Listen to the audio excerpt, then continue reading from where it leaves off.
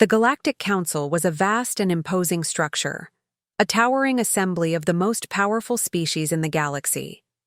Its grand chamber, suspended in the heart of a massive space station, buzzed with activity as representatives from countless alien races gathered to discuss the future of galactic peace. The discussions were always tense, filled with complex debates over military expenditure, diplomatic relations, and the ever-growing security concerns that threatened to tear the galaxy apart. It was supposed to be a meeting of wisdom and unity, but as the representatives took their seats, there was an underlying current of tension, an unspoken competition between who was the most advanced, the most powerful, and the most deserving of control over the galaxy's future. As the debate raged on, the topic of Earth's military influence suddenly arose. The room fell silent for a moment before an alien from the far side of the chamber let out a low chuckle. His species was known for their towering intellect and technological supremacy, and they had long dismissed humanity as an insignificant player on the galactic stage. Earth's military? One of the representatives sneered, a reptilian creature with scales that glimmered in the dim light. You cannot be serious. Their weapons are outdated, their fleets barely capable of interplanetary travel. How could such primitive forces even compare to the might of the Alliance? This sentiment was echoed by several others in the chamber, each one dismissing the growing human influence as nothing more than a temporary blip, a flash in the pan. The humans, they said, were no match for the power of races like the Vurha, the Eryxians, or the Kret Ari, species whose technology and war machines were centuries, if not millennia, ahead of anything humanity could hope to achieve. The Council? Members scoffed and laughed, their minds already made up that Earth posed no real threat to their power. The only reason Earth's influence was growing was because they had recently formed strategic alliances with smaller, less advanced planets. But that was nothing compared to the full force of the galactic powers. At the center of the room, Ambassador Emily Valen, the sole human representative, remained calm. Her sharp gaze flicked from one mocking face to the next, her mind racing, as she prepared her response. She had heard these insults before, but today they seemed louder, sharper. She knew the stakes. She knew what was at risk for her people. The humans may have been considered primitive, but they were also resourceful, resilient. And perhaps that was something the Council didn't understand. She stood, her voice cutting through the laughter like a blade. "You underestimate us," she said, her tone firm yet composed. "You mock our weapons, but you fail to recognize our greatest strength. Humanity may not have your advanced technology, but we know how to fight. We know how to adapt. And when the time comes, you'll see that our so-called primitive weapons are more than enough to defend what's ours." A ripple of surprise passed through the chamber. For a moment it seemed as though the room had paused, as if they were finally considering her words. But that moment passed quickly, and the laughter returned. The Vurha, who had been quiet until now, leaned forward with a condescending smile. "Defend what, Ambassador Valen?" he asked, his voice laced with arrogance. "The fact that your species has yet to leave your solar system? Or perhaps the ever-growing rebellion from the outer colonies? Your people have no place in this council, and your weapons are nothing but toys in the face of true power." Valen's heart tightened, but she didn't flinch. She knew this was the moment. This was when she had to stand her ground, to make them see the truth. The human race was more than just a collection of primitive beings. They were survivors. And, when they were pushed, they fought back harder than anyone could imagine. "I won't waste any more words," she said, her voice steady but filled with quiet fire. "But mark my words, underestimate us at your peril." As she sat back down, the council members exchanged glances, their confidence unshaken. They returned to their discussions, but a quiet tension lingered in the air. The mocking laughter had stopped, but the dismissive smirks remained. The council might have believed they had heard the last of Earth, but Valen knew better. Humans had a way of surprising even the most powerful enemies. And soon, they would prove it. Whether the council was ready or not, the silence that followed her words felt heavy, but underneath it, there was something else, a sense of inevitability. Perhaps the council didn't know it yet, but humanity was about to show them exactly what they were capable of. Weeks passed. After the tense meeting of the Galactic Council, and Ambassador Emily Vallon had begun to think that the worst might be over. But when the invitation arrived, it was far from what she expected. The message was straightforward. The Galactic Council had arranged a friendly demonstration to showcase the abilities of Earth's military against the powerful alien fleets. At first glance, it seemed like a simple training exercise, a chance for the humans to learn from their more advanced counterparts. But Valen wasn't fooled. She knew this was no friendly gesture. The invitation was a carefully crafted spectacle, set up to humiliate humanity and prove once and for all that Earth's military was a joke in the eyes of the galaxy. The Council's message made it clear that the event was meant to be a demonstration of the vast superiority of the alien fleets. Humanity's outdated ships, with their basic technology and minimal weaponry, would be put to the test against the hyper-advanced armadas of the galaxy's most powerful races. The invitation made sure to emphasize the public nature of the event, a fact that made Valen's stomach churn. The entire galaxy would be watching, waiting for the inevitable failure of Earth's forces. Despite the pressure, there was no turning back. Valen knew she had to accept the challenge, or else humanity's reputation would be destroyed forever. The location for the demonstration was a massive arena located on a neutral space station known as Veridin, a hub for interstellar diplomacy. It was a vast expanse of metal and glass, an open field that would hold the fleets of countless alien species in attendance. As Valen made her way to the command center of the human fleet, she felt the weight of history on her shoulders. Every step felt heavier than the last, as if the eyes of the entire galaxy were already upon her. She could already hear the whispers in the dark corners of the council chambers, the jeers of those who doubted her people's place in the galaxy. The human fleet, though small, was anything but unprepared. The ships were old, true, but they had been maintained with care and pride. Their weapons, while not on the cutting edge, were reliable and deadly in their simplicity. Basic energy shields that were decades behind the most advanced alien technologies, and simple kinetic weapons that fired with unerring precision, might not have the flashy power of their competitors, but they were crafted with a human touch, creativity and ingenuity that could never be calculated by the cold algorithms of alien machines. Still, there was no denying the fact that they were at a severe disadvantage. The alien fleet surrounding. The arena consisted of the most advanced ships in the galaxy, massive behemoths with shimmering impenetrable shields and weapons capable of obliterating entire planets in seconds. Ships that could move faster than the human eye could track, weapons that could tear apart the fabric of space itself. In comparison, the human fleet seemed almost laughable. Despite the odds, Valen stood tall, unwilling to show the fear that was beginning to claw at her insides. As the humans began their preparations, it was clear that they would need every ounce of their resourcefulness to stand any chance. They quickly began working with the crews, each officer and soldier pouring their heart into the task ahead. The drills were exhausting, the tension in the air palpable, but they worked tirelessly, knowing that they had no other choice but to succeed. The vast arena gleamed in the distance as the fleet took their positions. It was surreal. An ocean of alien ships, gleaming with technology beyond human comprehension, all pointed toward the human fleet, which looked tiny in comparison. Ambassador Valen stood in the command room, gazing out at the battlefield, feeling a surge of determination. This wasn't just about proving Earth's worth. It was about proving humanity itself, showing that they were more than the sum of their outdated tech, more than the dismissive opinions of the council members. As the final preparations were made and the ships took their positions, Valen's heart raced. The stage was set, and the countdown to the demonstration began.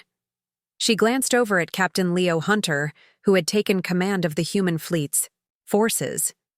His face was serious, focused. He knew the stakes, just as much as she did. With one last look at the vast, intimidating alien fleets that surrounded them, Valen took a deep breath. She whispered to herself, "We may be the underdogs, but we will not go down without a fight."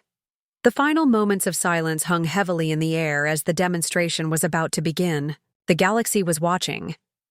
Would humanity rise to the challenge, or would this be their final, crushing defeat? The moment the event began, it felt like everything was happening in slow motion. The vast arena, filled with the towering fleets of alien species, hummed with anticipation. The humans, with their small, outdated ships, were positioned against just a handful of the alien vessels, in what was clearly meant to be a one-sided war game.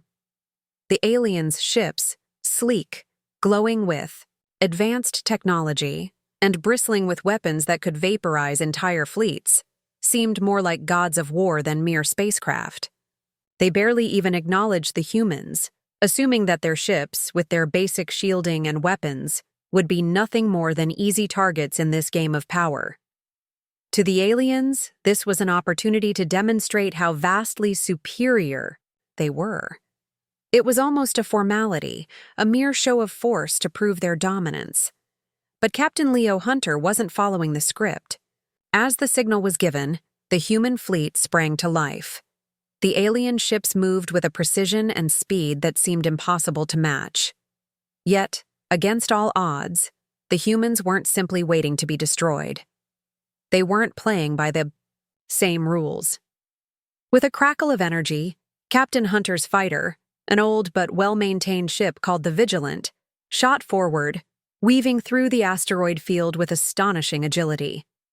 For a moment, the alien fleets watched in amusement, still confident that the humans would be easily overwhelmed.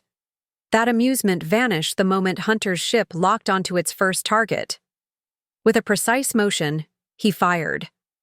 The shot was clean, simple, and deadly. A single blast from the Vigilant's energy cannon hit the alien scout ship directly in its engines. The alien ship, sleek and seemingly invulnerable, was struck with such accuracy that it exploded into a ball of fire, its remains scattering into the cold void of space. The crowd, both alien and human, froze. The alien fleet's commanders stared in disbelief as the once dominant scout ship was obliterated in an instant. For a long moment, there was nothing but stunned silence. The human fleet's primitive weaponry had just brought down a highly advanced alien vessel with a single shot. The aliens, used to calculating every possibility, struggled to process what had just happened. For the first time in the event, the balance of the game seemed uncertain. Then, the chaos erupted. The alien fleets, now rattled, tried to regain control, but they weren't prepared for the unpredictability of human tactics. The human ships, which had been written off as slow and outdated, didn't fight in the calculated, predictable ways the aliens expected. Instead, they darted unpredictably, weaving in and out of asteroid fields, using terrain to their advantage in ways the aliens had never imagined. Hunter, having watched the movements of the alien fleet for mere moments, knew how to exploit their overconfidence. Every time an alien ship locked onto one of the human vessels, another would emerge from a new angle, catching them off guard. The humans' ability to adapt and improvise seemed limitless, as if they could always find a new way to surprise the aliens. As the battle escalated, the aliens began to feel the sting of their own arrogance. Their superior technology, once seen as invincible, was no longer enough to guarantee victory. The aliens' advanced weapons were powerful, yes, but they were designed for predictable, straightforward battles, where strategy was static and easily executed. The humans, on the other hand, were unpredictable, unorthodox. They didn't rely on the rules that the aliens followed, and they used that to their advantage. Despite the technological gap, despite their supposed primitive weapons, humanity's Resilience and resourcefulness turned the tide. Alien ships that had once seemed invincible were now falling one by one, and the momentum of the battle shifted with each unexpected move the human fleet made. The alien commanders struggled to adapt, their advanced computers unable to anticipate the humans' next move. It was as if they had become trapped in a war they didn't understand, outwitted by a species they had once dismissed as insignificant. The battle was far from over, but the humans had made their point.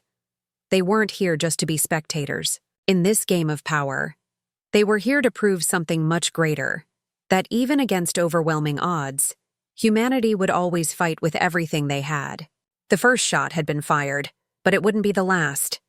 And for the first time, the alien fleets realized they might have underestimated their adversaries. What had begun as a spectacle of humiliation was quickly becoming something else. Something far more dangerous for them. As the battle raged on, the alien fleets began to feel the strain. At first, they had been confident that their advanced technology and superior firepower would crush the humans with ease. But as the seconds ticked by, that confidence slowly started to crack. The human fighters, far from the predictable, structured forces the Council had expected, moved in ways that no one could anticipate. While the aliens relied on formations and calculated maneuvers, the humans fought like shadows, appearing and disappearing, striking unpredictably before retreating, just as quickly. It didn't take long for the aliens to realize that human fighters didn't follow any conventional rules of engagement. Their ships would appear out of nowhere, only to vanish again, darting between asteroids and debris fields with an agility that made their much larger adversaries look clumsy. The human fighters didn't stick to simple hit-and-run tactics. They were using decoys, small, barely detectable ships designed to confuse and mislead the alien tracking systems. At first, the aliens dismissed these as tricks, simple distractions, but when entire squadrons of decoys began appearing and disappearing, with flawless precision, they started to lose their grip on the battle. Captain Leo Hunter's team was at the center of this chaos. Using these guerrilla-like hit-and-run tactics, they constantly shifted the momentum, attacking when the aliens least expected it. There was no pattern to the humans' actions, no rhythm that could be predicted or exploited. Every time an alien ship thought it had a clear shot, a human fighter would dart in from an unexpected angle, disrupting the flow of the attack. The human fleet had no intention of winning by brute force alone. They were making every shot count, using their technology's flaws as an advantage. But the most surprising weapon in their arsenal wasn't a high-tech gadget or an advanced missile. It was Earth's most rudimentary weapon, the ion cannon. Chi. Simple device that the Council had once scoffed at for its inefficiency in the vastness of space warfare. The alien fleets, with their shield generators capable of deflecting plasma blasts and energy waves, never thought that a basic ion cannon could pose any threat. The weapon, a relic from Earth's early days of space exploration, was supposed to be outclassed by the alien technology. But the humans, in their relentless creativity, had found a way to make it work. They'd modified the ion cannon, increasing its raw power, turning it from an outdated weapon into something entirely new, something devastating. The first shot fired from an ion cannon struck an alien warship with a crackling surge of energy. The alien shields, designed to withstand concentrated plasma bursts, couldn't handle the raw force of the ion blast. The shield collapsed under the pressure, and the ship's outer hull began to buckle. The explosion that followed was enough to send a ripple through the alien fleet. The aliens hadn't anticipated the ion cannon's devastating power, and the blast left them scrambling to adjust. Suddenly, the humans had a foothold. The alien commanders, who had dismissed the ion cannon as irrelevant, were forced to reconsider their assumptions. Their once immense confidence began to erode as they struggled to adapt. They had always prided themselves on their shields, their high-tech weapons, and their ability to withstand anything the galaxy could throw at them. Now, They were confronted with a weapon they didn't understand, used by a species they had underestimated. They watched, stunned, as one after another, alien warships were forced to retreat under the barrage of ion blasts. The humans, with their primitive weaponry, had turned the tide. The battle shifted once again. The alien fleets, no longer able to rely solely on their superior technology, started to break formation, desperately trying to adapt to the humans' unpredictable style. But for every move they made, the humans were already one step ahead, using the very flaws in their technology to turn the battle in their favor. Captain Hunter, his fighter roaring through the chaotic space around him, communicated quickly with his crew. "Keep them guessing," he said, his voice calm but focused. "Don't let them settle into a pattern." The message was clear. The humans weren't just here to survive. They were here to make the aliens question everything they thought they knew.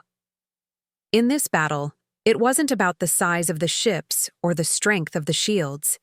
It was about the mind behind the weapon, and humanity was proving that their ingenuity was far stronger than any alien's assumptions. As the battle wore on, the aliens could only watch in growing disbelief as their once pristine fleets were battered, their shields overwhelmed by the sheer unpredictability of the human assault. The Council's commanders realized, too late, that they had gravely underestimated Earth. The humans weren't just fighting for their survival. They were fighting with a cunning and resourcefulness that no one had expected. And that, as the aliens were now painfully aware, was the human edge. The battle had escalated into chaos. Alien ships, once so confident in their superiority, were now retreating or disabled, their shields flickering and their weapons ineffective against the relentless barrage of human ingenuity. The unexpected success of the humans had shifted the atmosphere in the arena. What had begun as a humiliating demonstration was now shaping into a desperate struggle for the alien fleets. The tides of war were changing, and not in the way the Galactic Council had expected. But even in the face of this growing disaster, the Council still had their trump cards.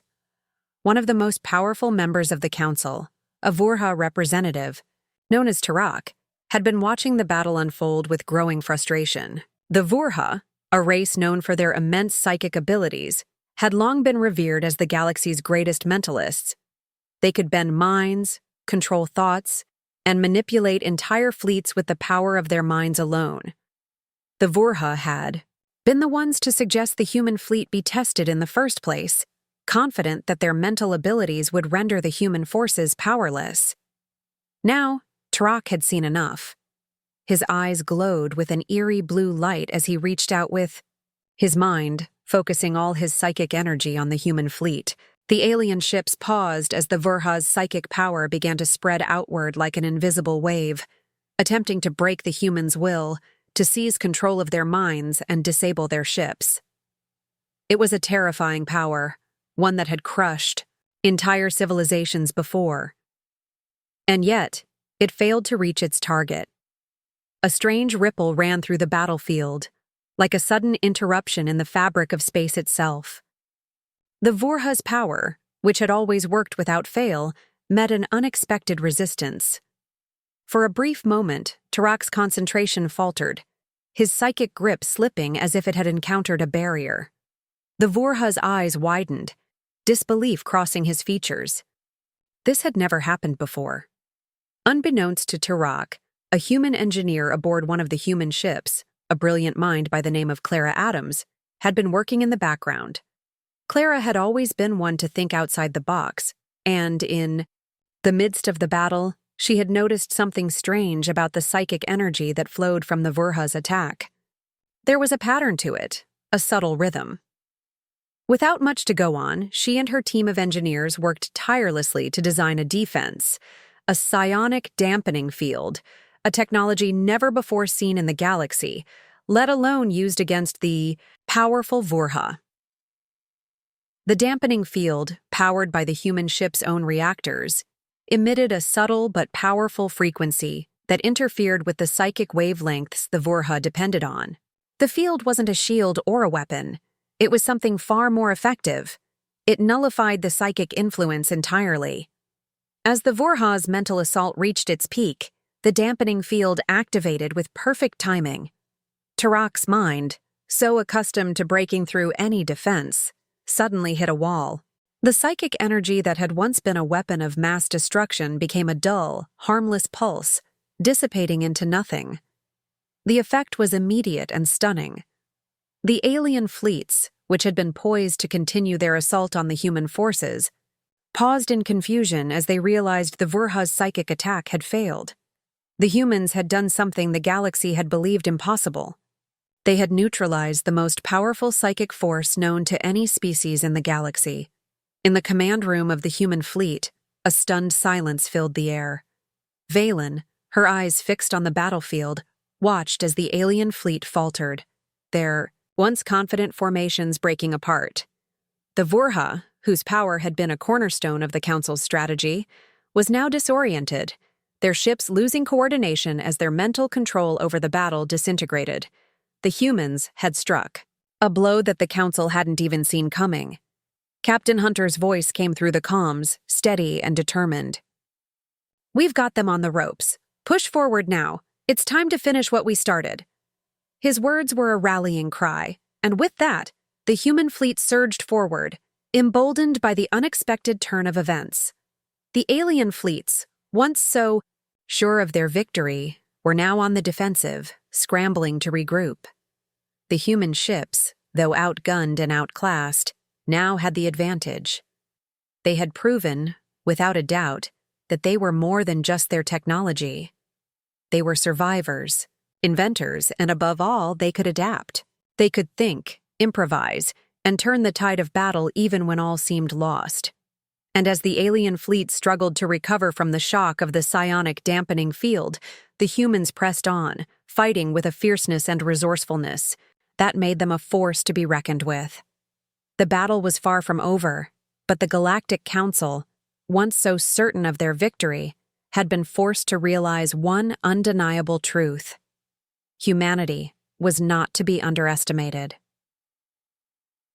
The final moments of the HFY battle were approaching, and the tension in the air was palpable. On the battlefield, the once confident alien fleets were now scattered, retreating and trying to regroup in the face of humanity's relentless ingenuity. The human fleet, though outnumbered and technologically inferior, had managed to gain the upper hand, pushing the alien forces to the brink of collapse. Ambassador Valen stood on the bridge of her flagship, watching the unfolding chaos, her eyes steely with determination. The human forces had come a long way, but the fight wasn't over yet. Across the field, the alien Supreme Commander, a towering figure from a race known for their ruthless strategy and overwhelming firepower, watched the battlefield with cold calculation. His ship, the Ravager, was the heart of the alien fleet, a behemoth of metal and technology. For all the damage the humans had inflicted, he had one final card to play, a doomsday weapon capable of wiping an entire planet from existence. His eyes flicked to the weapon's activation panel, and with a grim smile, he prepared to end the humans' rebellion once and for all. The weapon, a massive energy cannon designed to unleash a blast of destructive power, was aimed directly at the human homeworld, Earth. Ambassador Valen knew that this might be the end. The battle had been hard fought, but if the Ravager fired that weapon, Earth would be lost. In the final moments of the showdown, as the two fleets prepared for one last devastating assault, she made a decision. The stakes had never been higher. "Captain Hunter," Valen called, her voice steady but strained. "We can't let them fire that weapon. We have to stop it, now." Captain Leo Hunter, standing beside her, his eyes fixed on the distant alien ship, nodded in understanding. They both knew the risks. The Ravager's weapon could obliterate anything in its path, and if it fired, there would be no stopping it in time. The human fleet had no weapon capable of matching the destructive force of the alien cannon. But there was one thing the humans had that the aliens did not anticipate. Hunter's mind raced. The human fleet had been winning on strategy, on unpredictability, and on using everything they had. But they needed a final, decisive move. And then it hit him. The nuclear warhead. It was humanity's oldest, most dangerous weapon, one that the Council had never even considered a threat. A relic from Earth's early days of space exploration, it was powerful enough to disable the alien weapon, but the consequences could be devastating. If they fired it, there was no telling what the aftershocks would be. Would it destroy the Ravager and everything around it? Would the blast be too much for even the humans to survive? But there was no time for second thoughts. Earth's survival depended on that one shot. "We do it now," Hunter said, his voice firm. Without hesitation, he turned to his crew. "Prepare the warhead." Valen's gaze never left the screen as she watched the Ravager powering up its doomsday weapon. The energy levels were building to catastrophic levels, the weapon glowing with a deadly light. There was no more time. "Fire it!" she commanded, her voice resolute, despite the weight of the decision. The human fleet, under Hunter's leadership, shifted into position. The warhead, launched from one of the last remaining human fighters, streaked through space, heading directly for the Ravager's weapon. The alien fleet, realizing too late what was happening, tried to intercept the shot, but it was already too late. The warhead locked onto its target with deadly precision, and the countdown began. In the moments before impact, the entire battlefield held its breath. The alien commander stood frozen, watching as the final shot was fired, his confidence suddenly shaken. There was nothing he could do to stop it. The warhead slammed into the Ravager's doomsday cannon in a deafening explosion of light and sound. The shockwave reverberated across the battlefield, sending a ripple through the alien fleet. For a moment, everything was chaos. The Ravager's massive form shuddered violently, its energy cannons flaring in all directions before the whole ship was engulfed in a blinding burst of destruction. The weapon, the ultimate threat to humanity, had been disabled, destroyed in a single shot. The human fleet was thrown back by the force of the explosion. Debris rained down on the battlefield as the remaining alien ships scattered, their morale shattered. The supreme commander of the alien fleet, once so sure of victory, now stood at the edge of defeat, his ship obliterated by the very weapon they had counted on to destroy Earth. The humans had won. But as the dust settled, Valen knew that the victory had come at a great cost. The warhead's explosion had not only disabled the Ravager, but had also caused heavy damage to the surrounding area. Some of the human ships had been caught in the blast, and their fates were uncertain. Still, the battle was over. Earth was safe. Valen looked over at Captain Hunter, who was still standing tall, despite the weight of the battle. They had done it. They had fought against the odds and against the mockery of the Galactic Council and emerged victorious. But as the stars slowly returned to their quiet rhythm, Valen couldn't shake the feeling that this was just the beginning. The universe had learned a valuable lesson today. Never underestimate humanity. The aftermath of the battle was unlike anything the galaxy had ever witnessed. The once proud Galactic Council, a conglomerate of the most advanced and powerful civilizations in the universe, found itself in a rare position, forced to acknowledge the unexpected strength and resilience of a species they had once considered insignificant. The vast space that had once felt so full of certainty now seemed to pulse with the hum of uncertainty, as the memory of the human victory reverberated across every corner of the galaxy. Ambassador Emily Valen stood once again before the Council, this time under very different circumstances. The Grand Chamber, once full of disdain and mockery for humanity's weapons, now seemed to reverberate with an uneasy respect. The alien representatives, who had once scoffed at humanity's primitive technology and crude tactics, now regarded Valen with cautious admiration.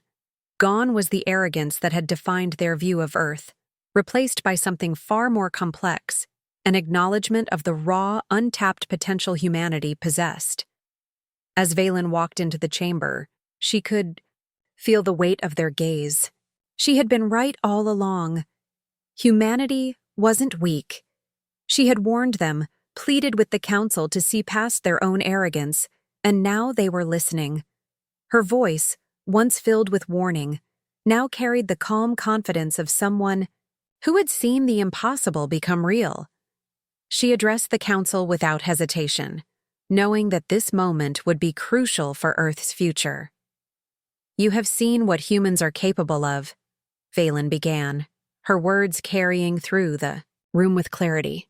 "We don't rely on the same technologies as you, nor do we follow the same strategies. But we do have something that none of you possess. We adapt. We fight when it matters most. And we'll do whatever it takes to protect what we cherish."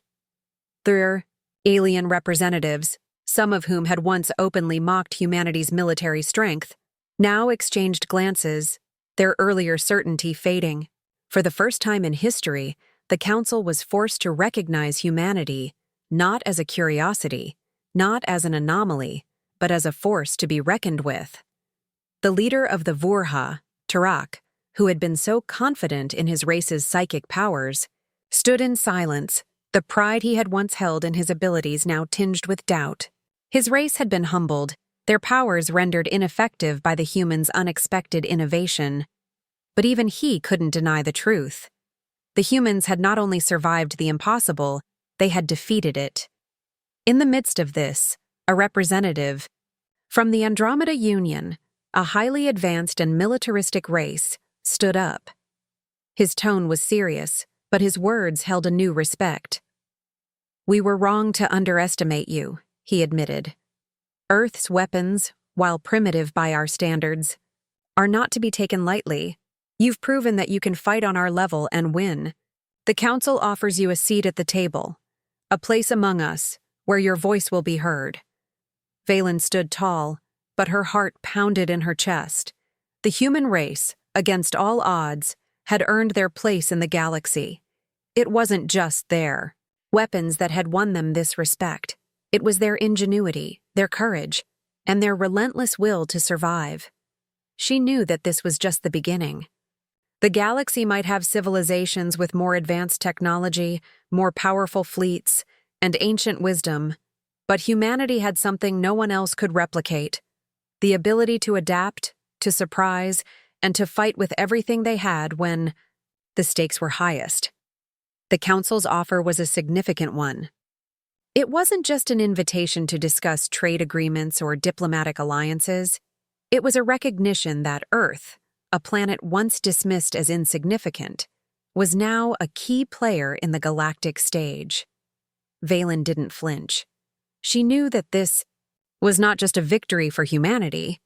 It was a victory for everyone who had ever been underestimated. "We accept," she said, her voice steady, and the room fell silent. The weight of the moment hung in the air, as every representative in that room understood that the galaxy had changed forever.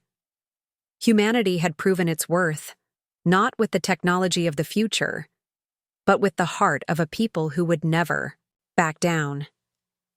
As the council members nodded in agreement, a new chapter began. The humans, once seen as a fledgling species, were now a powerful and respected force in the galaxy. And though the road ahead would be filled with challenges, Valen knew one thing for certain: humanity's place in the universe was secured, not because they had the strongest weapons, but because they had something that no other species had: a soul that refused to be broken. The galaxy had learned a valuable lesson. Underestimating humanity had been the greatest mistake they could have made. And now, the council would have to live with the consequences of that mistake.